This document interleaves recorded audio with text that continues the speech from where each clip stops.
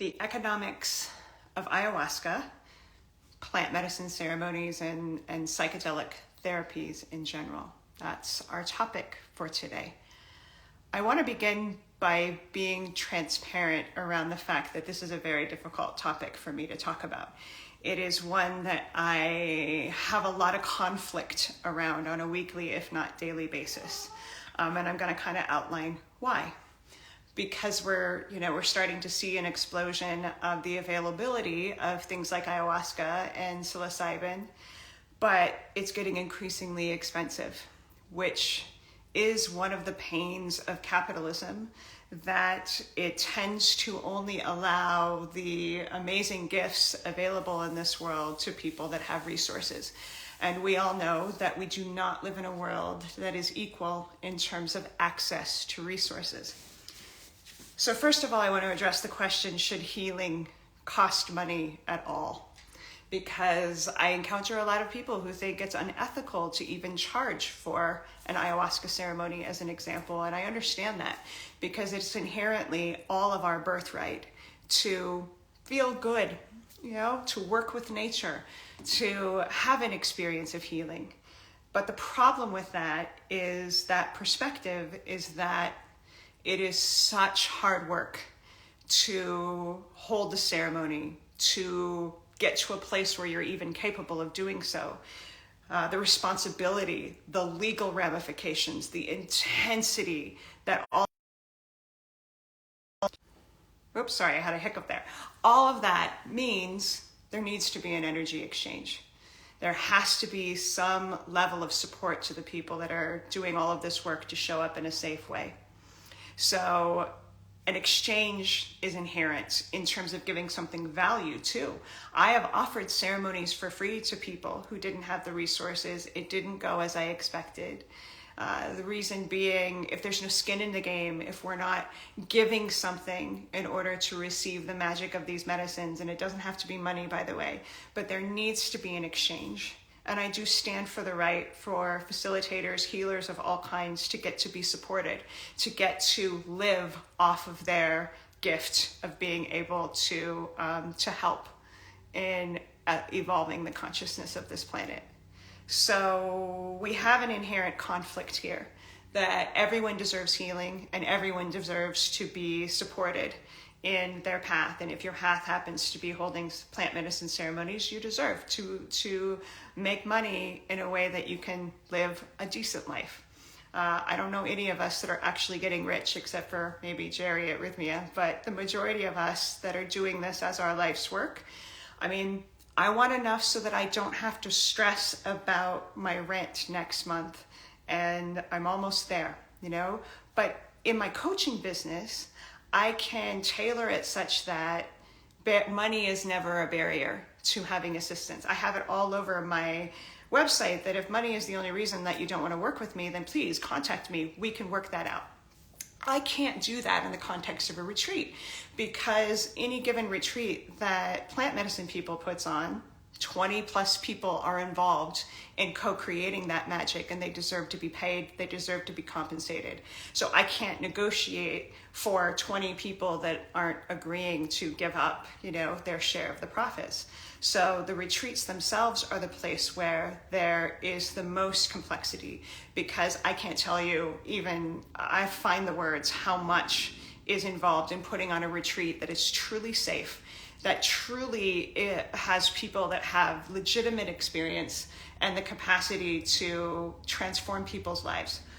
All the training, everything that goes into having that role, everything from the brewmasters that make the medicine that deserve to be supported, the transportation people that get us to and from places, the staff at the retreats in Peru and elsewhere where we work. Amazing people who pour themselves into creating a fantastic healing experience.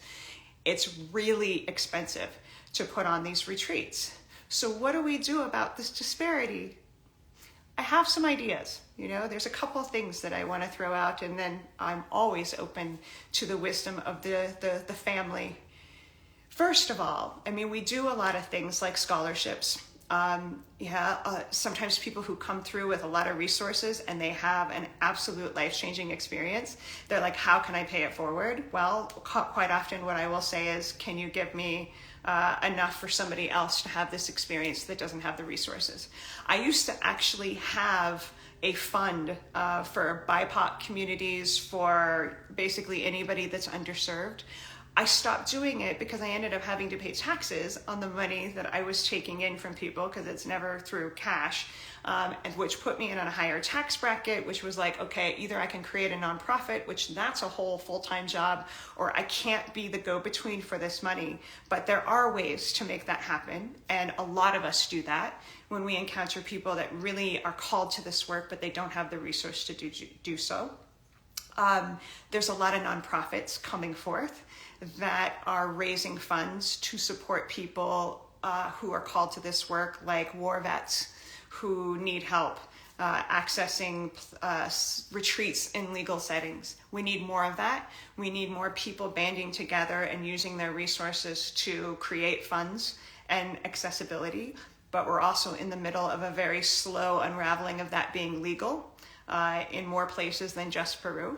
So that's a huge complexity, because nonprofits are incredibly scrutinized, of course, because they don't pay taxes in the same way. So they have to do things on the up and up, and that is a very limited pool right now, but that's changing. The biggest thing though, and this is an inherent challenge right now with the way that the decriminalization movement is going, is that the shamanic perspective is not being honored right now. In places like Oregon that have decriminalized mushrooms and really all the plants, it's happening such that if you're a practitioner, a clinician, that is, a therapist, a doctor, etc., and you want to say have a license to legally serve something like psilocybin, it's minimum $10,000. And then the medicines themselves are typically synthesized and extremely expensive because the system is profiting off of that. So you're looking at $500, $1,000 for a single session of one-on-one therapy work. And that's just the baseline beginning.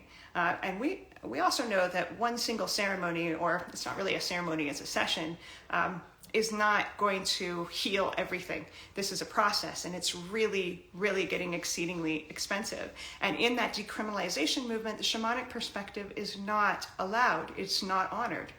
Here's where it could be amazing, where we could really bridge this gap, is the clinical path is going to be what it is. But if we could continue to commit to vote in passing amendments that allow these plants to be legal in a shamanic way. You could have someone like myself that's trained that could bring 6 people into my living room legally to have access to my medicines coming from Peru legally, and it could cost $150, something reasonable. A massage costs that. So we could do it this way if we only allowed the system to expand and say yes to the shamanic perspective. And then it could be accessible to lots more people. And so those people that were called to do it in that very clinical setting, if that's what they felt was safe, yeah, that's going to cost more money. But if it was legal for me to do this in my living room, I wouldn't be traveling to Peru, all the time anyway, to do a retreat, because I would be safe. And I got arrested for this earlier this year. I won't put myself in jeopardy ever again that way. It's not worth it to be a martyr. But damn it, if we could not confiscate all the medicine at the border, if we could celebrate the shamanic perspective and let people do this work in small ways, it wouldn't be astronomically expensive. So that's my warrior cry of we have to stand for the right for people to work with these medicines in all kinds of ways, not just the way the system deems worthy right now.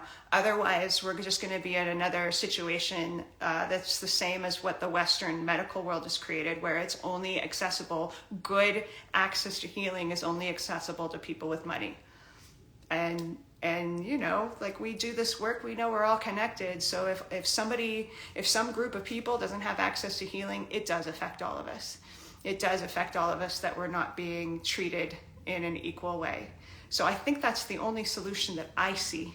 If you have other ideas of how can we bridge this gap of making sure that ayahuasca and psilocybin and all of these beings are accessible to everyone, because I know that's what they want.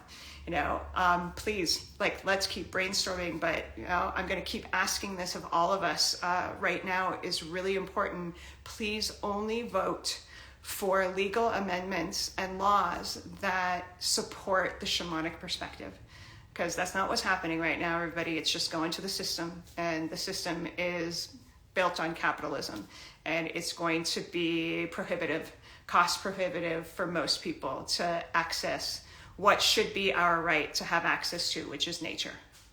So thank you as always for listening. Next week, we are going to talk about the gift of suffering, what ayahuasca teaches about how to work with suffering from a space of receiving it as a gift. No small thing.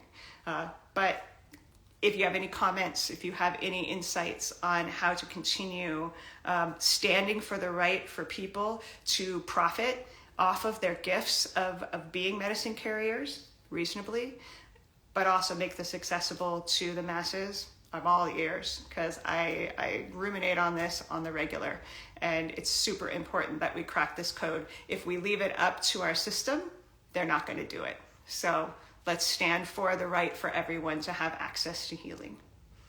Thank you for the beautiful comments, everybody. Thank you for being here. So much love. Be safe out there. Talk to you next week.